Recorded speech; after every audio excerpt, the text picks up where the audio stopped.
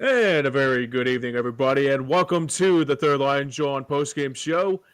Tonight, the Philadelphia Flyers lose a really good game, but Joe, it looked like it was a very good game from the last couple periods of it. But they lose tonight by a final score of 7-5. But it looked like for the most part of the first part of the game, Joe, look look very sloppy for the most part, and I think that's going to be like if you want to beat these teams, I mean, you can't be playing sloppy hockey, especially in that first period.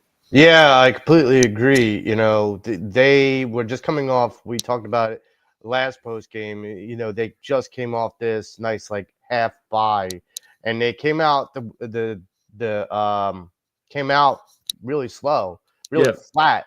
Yep. I felt, and it took a while for them to get their legs underneath them, and it felt like towards the end of the first period, you started to see a little bit of that flash. Yeah. But the Florida Panthers are the champs. They didn't get there by accident, and Right. so they're still carrying a lot of that roster that they did last year. So it's that this was not an easy team to play. And you said the final score was 7-5, but folks, It was stay still tuned six for to this five. Technically. 6-5. You know, stay tuned, folks, because I'm telling you right now, that score does not even begin to talk about how close this game really was. No, no question about it, Joe. I mean, you think about that first period, and obviously the sloppiness, and even like halfway through the game, I mean, they kind of look like they had the shot advantage, and somehow in some way they look like they were getting opportunities and getting pucks on net. But like, I mean, it was just that. I mean, yeah, I mean, there was a couple goals that the Flyers like got back and made it a tie game, but yeah, I mean, just this close. Like, I mean, it was good to know that they came back and tried to make a game out of it. But the one thing Prior I to was the prior to the second goal of the Panthers, yeah. the Flyers were up 5-2 in shots. So I mean, literally, like the Panthers had not had a lot of scoring opportunities up to that point before the first, by the first time they scored the first goal. Yeah, yeah, absolutely. I think that's the thing I took out of it too. And if you want to like be like in the same league as the like you mentioned, the Stanley Cup champion Panthers, I mean, it kind of looked like it was a game that was like it looked like Florida was the hot. I mean, looking for revenge after a couple of Yeah. nights ago losing to Pittsburgh, and then they coming in after that overtime was like, okay, now we got to pay our dues, and also we got to come into Philadelphia, who by the way won 4 out of the last 5 coming into tonight, but now they obviously now lost 4 out of the last 6. But the one thing I was really intrigued about tonight, Joe, was that like the comeback kids did again once again. Yeah, and we'll get to that in a couple of minutes. But the one thing I have to say is that Brian Boucher uh, basically it surmised the first period very well, Hmm. especially when Florida went up by 2. Yep, Is it looks like the Harlem Globetrotters out there on the ice. good And point. and like that ought to tell you everything you need to know as far as a descriptive perspective on Mhm. how bad the Flyers looked coming out in that first period. Yeah, it kind of look like a little bit of the Harlem Globetrotters or something like another team that plays not bad as the other team that plays in the same arena. Let's not go crazy right there, but it Oh, was well, yeah. it was a, That it was a that's true. it was a little bit of a Ted SQ, if you know what I mean. Yeah. Something in that regards. So let's get into the highlights of the game. So like obviously it was all in that second period that the Flyers made the jump. Obviously, it was the 2 goals by Owen Tippett, and he looked like he's getting back to where he was back when he started out last year too. You know, 2 goals within 27 or 23 seconds, I think it was. Hmm. And this both him and Mitchkov are getting a lot of chemistry together. Yep. And that's starting to actually, I can't even say that. Mitchkov is getting a lot of chemistry with the whole team in its Hmm. entirety. He had 3 points tonight, 3 assists. I mean, this guy, he overall is just making all his teammates better. He Um, is. and I mean, I'll say it this way: Owen Tippett's on a tear right now, Yeah. and it's good to see because you want to kind of see those kind of guys that you paid to pay dividends, return on investment kind of thing. Yeah, absolutely. I mean, I'll tell you what though, Mitchkov's making everybody look like, like. I mean, it's so funny because it's like Mitchkov and speaking of Mitchkov, Mitchkovsky checks in on our show. What's up, Mitch? How you doing? And also NATO Leon checks in. It says a week goal, dumb penalties. Come on, dude. Don't do that. Don't do that. Saying Torch has to go. Don't do that. Come on, dude. Well, you know what? Here we didn't talk about this, James, in the first period. Sure. Going into the second period. You know, Torch did a really interesting move Yeah. going into the second period. He changed goaltenders, which you don't see very often, but it seemed, at least at the beginning, like it worked. Like It did. worked in his favor. But in the end run, it kind of didn't. But Right.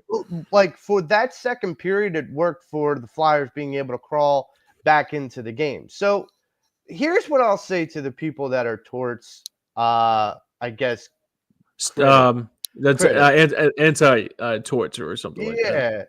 yeah. For those people who want Torch fired and all of that, let me explain something. Being a coach in general is a difficult job. Being a coach in the National Hockey League is even harder because not only do you have to make split-second decisions, you have to make decisions that if they don't work well, you're exposed instantaneously. So if that goaltender change does not work, like the Flyers could be on a tilt where they lose 7-0 in this game because that goaltending switch doesn't always produce good results. Tonight, it gave the Flyers a chance, and that at least has to fall in the favor of Torts making a good decision. Yeah. And hate him or love him, that's what. And look, when it comes down to the penalties that the Flyers had and the mental breakdowns that the Flyers had, believe me, Torts is going to clean that up. Yeah, no question. I mean, even Nancy Leon checks in again, says why he hasn't done anything in 3 years. Nothing is not the answer, like it or not. Look, I mean, it's a game that Torts, like you said, it was a blunder kind of game, pulling the goaltender after 2 goals. I mean, it was a little bit risky, but maybe he was trying to let a spark on the team. It says, okay, I mean, we're down 2-0, but we need to get back into this game because, like you said, Florida just won a cup last year. They got to a cup a couple years ago, and he says also his coaching success came with a very talented players, and the Flyers are not talented. Okay, well that's okay. Fair. That's fair. That's fair. I guess I don't know. I would say fair to a point. Okay, yeah. So there's a stat. The Flyers in the last 13 games are 8-3-2. That's a good team. I don't care. And don't give me the BS of who they played and who they didn't play. They just hung with the champs. And we're going to get more into the breakdown of the game as we go along. But believe me when I say, like, that game was a fight, like a literal fight. And I'll get into this real quick. First off, folks, I used to play hockey. I used to be the guy that throws the punches and the, Hathaways and, those kind of guys. The Lauriers and all that. Which yeah. So here's the thing. If a guy drops the gloves, there's no halfway. Drop the gloves and let's go. Right. Like, there's no halfway. There's no, I'm going to drop one glove and think about it with the other. What? Yeah. No. Drop the glove and let's go. Stop, making this like a science project. Like, no. I would have tore the glove off the dude's hand and then just to throw down. Well, to piggyback what you said about the fight and all that, we'll get into like that in the third stanza as the Flyers look to try to get a response. I mean, it's kind of like the weirdest game I ever could imagine as a Flyers fan because, like, the goals went out by obviously like a Konechny, obviously Owen Tippett got 2 of them. That's right. But the goal that they gave the Flyers to lead was Garnet Hathaway. I mean, it's kind of like one of those risky. I mean, I'm not saying Garnet Hathaway is a scorer, but it was just kind of weird to see him get credit for that goal. You had Seidler. Right. Yeah. Sealer too. Yeah, right. So you have these guys, and then Forrester got involved in the first. These are guys that we would love to see pitch in the scoring section. Absolutely. The one person that I still feel like it's eyes to watch on. There's two, Nolan Cates and Joel Farabee. I Right. think both are just itching to get that goal, like Tippett was in the last game. Like Right. he's got that goal now. Now he's on a streak. Those guys are trying to do the same thing. And when you have those contributors start pitching in, along with the Hathaways and the Foresters and Seedlings, yeah, it's going to be a talented roster from top to bottom. Right. And also, like I said, Nathan, not I can't say his first name, but Leon checks it again. Says you have to look at the goals and the goals for and goals against. That's what determines That's what determines a well coached team. And look at the Flyers right now for goals and goals for and goals against is not good. I mean, I don't know. Okay, if you want to highlight just one stat, sure. But you know what stat really matters? Wins and losses. That's the Exactly. only thing that at the bottom line, when a coach's resume is pulled up, that's the only thing that matters. And Yeah. to be honest, the other team that James referred to that also plays in that arena could learn a thing or two from a coach like John Tortorella and an organization like the Philadelphia Flyers. This is how you do an expedited rebuild. They're doing Absolutely. it right. So maybe, that team may need to, do a session with the Philadelphia Flyers organization in order to learn a couple things. Well, I don't know about that because the owner is the owner of the other arch rival of his team. You know what I mean? So Yeah. it's kind of like sacrilege to him. Yep, that's what we get for that. Yeah, right. Exactly. 2 for the price of 1, right, Joe? Yeah. All right, let's get into let's go into who's going to be our player of the games tonight. So for me, I think it was plain and simple. Like the Flyers, like seeing Owen Tippett, like in the first couple games and all that, getting back-to-back goals. Like our producer behind the glass, Pat Bernard, says Owen Tippett gets back-to-back goals in a matter of like 30 seconds or so. So that was like very, very intriguing to see tonight. And that's my player of the game. What about you, Joe? See, I got to go with Michkov, and it's really kind of clear. Michkov with 3 assists. This is a guy that is leading by bringing up his teammates. And, when you talk about a superstar or a leader, they make people rise up.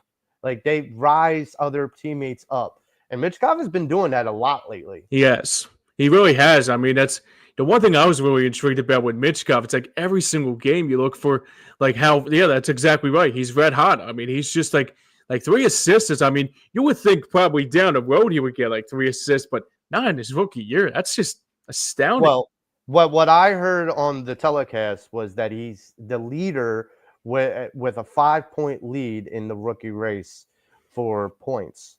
So this is a guy that is going to be in the running for rookie of the year, and in a good rookie class. So he's not doing it against schlubs. Yeah, Mitch Kovsky joins us and says, I am Joe's player of the game. I'm the captain now, basically. Hey, don't say that. You know what I do to captains for the Flyers. I take that very seriously. Yeah. And he says he's a big Flyer fan. Leon checks in again and says he's a big Flyer fan from Canada. Hire Coach Q before someone else does. He'll bring a cup to Philly. Yeah, I mean, you're right about that. I do understand what you're saying. Don't get me wrong. I'm not saying I'm for or against Tortorella. Look, you were right. Like he was like it was a little bit of a sloppy game. I mean, the pulling of the goaltender after 2 goals was a little bit obtuse, but I mean that's how it is. That's how hockey is. It's not a sprint. It's an 82-game season. Listen, I speak from experience. Is not every hockey coach, not every hockey player is a Harvard genius. Okay. Right. Just because there's 2 big time hockey universities in Boston, Harvard's not one of them. So you understand something. Sometimes in hockey, whether it's a coach or whatnot, and believe me, this happens more times than not, there are bonehead decisions. Yeah. Tonight, I don't feel like Torts made the bonehead decisions. I'm not saying that he doesn't ever. I'm Yeah, saying he didn't tonight. it's not like, it would be like different. Like this happened a couple years ago, actually, or I think it was like Minnesota pulling the goaltender and Mhm. trying to gain an advantage, and I like they were like it was like a overtime, and they had to pull the goaltender to win the game in overtime. I don't know what that was. It was like stupid as crap, actually. Yeah, I And mean, look, I mean, it's they're not that bad, right, but from our perspective, that seems like you're scratching your head, going, "What is he doing?" right? And so sometimes that happens. We're not all, they're not brain surgeons. Yeah, Yeah, I mean, it's like it's not like yeah, yeah. I mean, they're not gonna be.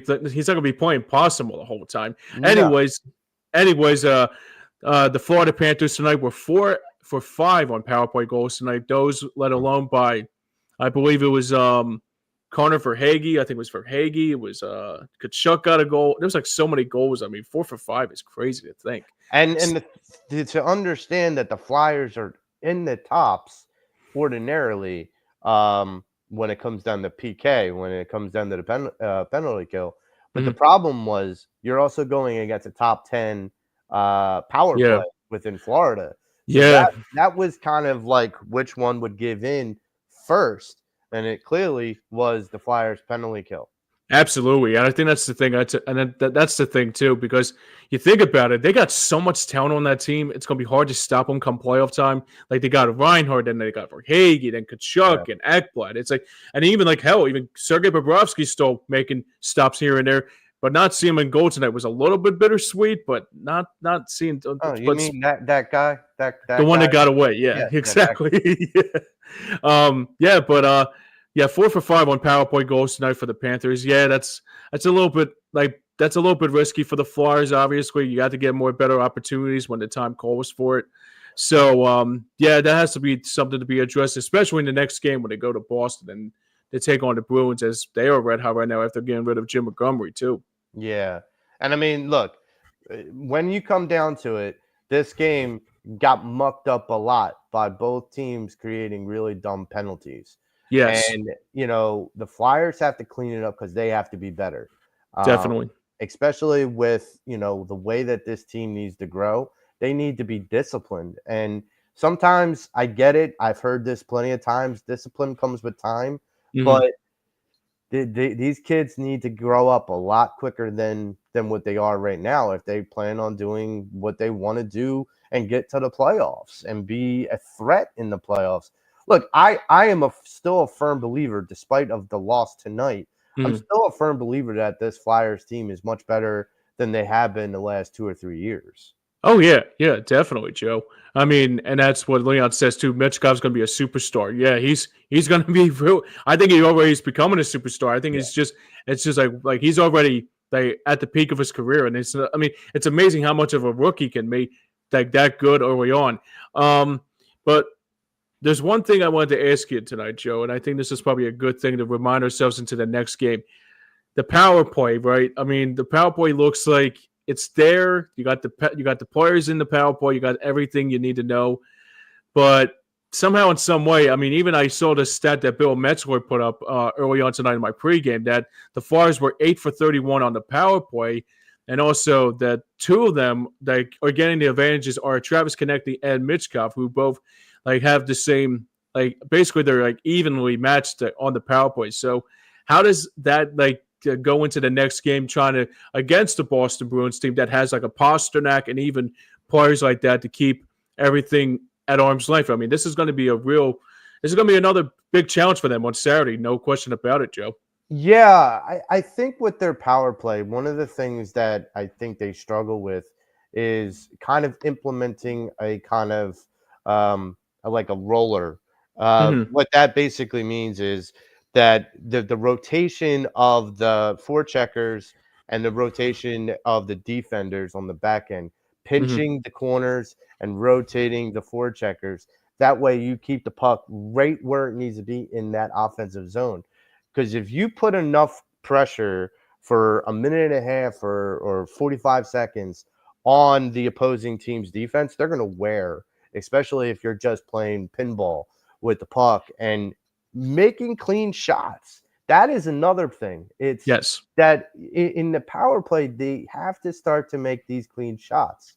It felt like Florida did that a lot tonight. They They got did. They clean really did. shots during the power play, and that is something that this is where for Tortorello, this is where he has to take this footage from this game and focus on the Flyers' faults, but also focus on what the Panthers did right and say, okay, this is what we need to do more. Right. This is how we need to, succeed. Right. The same way they're doing it, we have talent to be able to do it that way. We need to implement that and execute that pretty much. Absolutely, and then Leon checks it again one last time. It says the Flyers they play a high risk of hockey that torches everybody that pitches in, and that's a risk, and that's his style. Yeah, I mean the thing. I mean with Tortorella is that you got to be either with the program or not with the. I mean I wouldn't say either you're with him or against him. I don't want to pick both sides. Before we go, we'll check out the quick around the National Hockey League on this Thursday night. So there's some scores that are final right now. I believe it's the Jets winning again, Joe, over Buffalo, 3-2 in Buffalo. Senators over the Red Wings 2-1. I think that's the Claude Giroux of the world, if you know what I mean. That's why you spoke, if you know what I'm saying. Montreal wins again over the Predators, 3-0. Nashville's been really shocked to me that even they got Stamkos, they haven't gotten that together. I don't know why. That's a little bit of a shock. If they want to trade Stamkos, I'm all for that. I'm all for it too, right? Let's see. Carolina once again. Carolina's. I mean, even Gostisbehere's having a great year over there in Carolina too. I mean, that's the one that got away too. And also, he says that Mitchkovsky says that I can't wait for the Pass and F Sports Show on Saturday. So tune in to me and Joey alongside our good friend Mike Fuji checks on for the first time and also he'll be on our show this week on the Pass and F Show. Anyway, like I said, the Flyers lost tonight 7-5. This is a big one too that I looked up on my X1 platform. Lightning winning 8-1 over San Jose. I mean, San Jose is just awful. Wow. 8-1. I guess that was with Jake Gensel and Victor Hedman, I guess. But are we officially putting the Sharks on rebuild watch? I would think so. I would think so. And Leon checks in and says Red Wings coaching change ensued. Yeah, you know what? I'll tell you what, though. I really do like Alex DeBrincat, though. He's one of the guys that I really wish that the Flyers would have looked after. Seattle winning over the Islanders 5-2. The Blues on top 2-1 at the midway point of the second period over in Calgary, 2-1 against the Flames. And Edmonton is winning 2-1 over Columbus. That's at the beginning points of the second period. As tomorrow, going into the games, going into the slate tomorrow night for the Friday slate, the Flyers will have off, obviously, and they'll be off until Saturday. It will be, yeah, and Leon says John Cooper is the best coach in the league. Yeah, him winning 2 Stanley Cups, there's no question about it. So before we go, Dave Yarno checks in tonight. What's going on? Dave says it's time when you're playing catch up all night. Pretty much that's what the Flyers were doing all night and all game. Yeah, you're right about that, Dave. That's true about that. That's it in a nutshell, really. I mean, they got back being down 3. They got back and then they wound up taking the lead, but it just felt like Florida had the haymaker waiting for them. They did. They really did. And let's check out the national round of the league for tomorrow night, rather, as Seattle takes on New Jersey. Capitals and Maple Leafs, that could be a good matchup between Austin Matthews, and he's been fantastic. I mean, Ovechkin not being there is going to be a tall task, too. And the Rangers playing the Penguins, and there's a couple other games between Vegas and Dallas, the Mighty Ducks and the Wild, and the Blue Jackets and the Canucks. But the grades of the game before we go, Joe, quickly, what is your grade for this game tonight for the Orange and Black?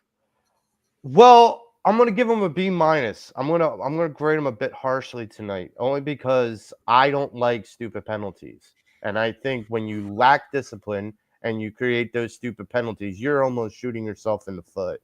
Right. And like Dave said earlier, trying to play comeback is difficult enough, but then trying to play comeback and still making those dumb penalties, that's basically like tying both hands behind your back and hoping for the best.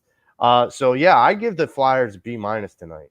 Yeah, I'm right there with you, Joe. I think I'll give them a B minus too. I mean, it's just because like the goals that Florida was scoring was so much like even like Leon said, the fourth goal was brutal actually, and it was a brutal goal with it to say the least.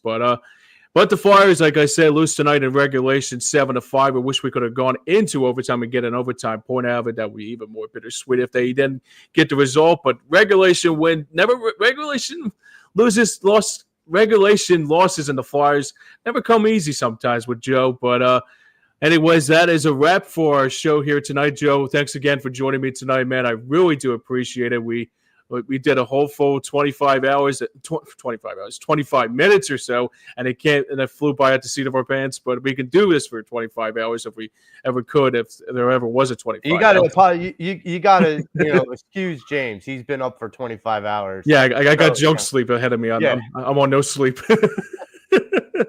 All right, but I will be back again on Saturday at 12:30 for the Flyers. And cheers, guys. He says, Leon checks in and says, cheers, guys. Thank you for checking in, brother. I appreciate it, man.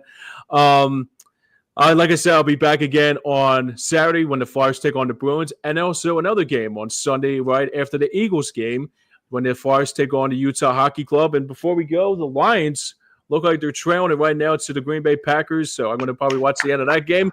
So it's good for us, especially our 4-for-4 notice. But until then, thanks for everyone for checking in, and also for Joey Marks and for Pat Bernard behind the glass. This is James Scorza, and this has been Third Line Jawn Postgame Show. Until then, we'll see you guys next time. Have a great night, everybody.